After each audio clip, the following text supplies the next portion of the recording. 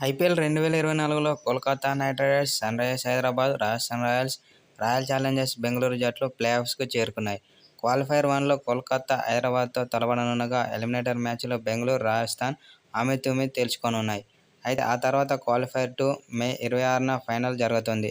అయితే పగతో రగిలిపోతున్న RCB fans మాత్రం అప్పుడే ఐపీఎల్ ఫైనల్ ఆడే జట్లను మరియు టైటిల్ను గెలిచేది ఎవరో అప్పుడే ఫిక్స్ చేసేశారు.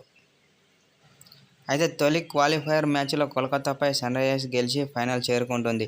అయితే అదే సమయంలో ఎలిమినేటర్ మ్యాచ్లో రాజస్థాన్ను ఓడించి ఆర్సీబీ రెండో క్వాలిఫైర్ మ్యాచ్ ఆడుతుంది.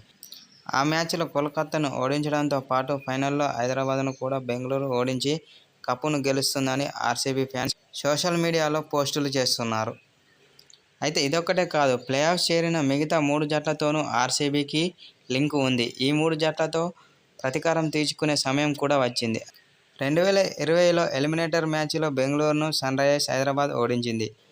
2021లో కోల్కతా చేతిలో ఆర్సీబీ ఎలిమినేట్ అయింది. అయితే ఆ తర్వాత 2022లో క్వాలిఫైర్ 2లో ఆర్సీబీని రాజస్థాన్ ఇంటికి పంపించింది. దీంతో రివెంజ్ తీసుకునే సమయం వచ్చిందంటూ ఆర్సీబీ ఫ్యాన్స్ సోషల్ మీడియాలో పోస్టులు పెడుతున్నారు.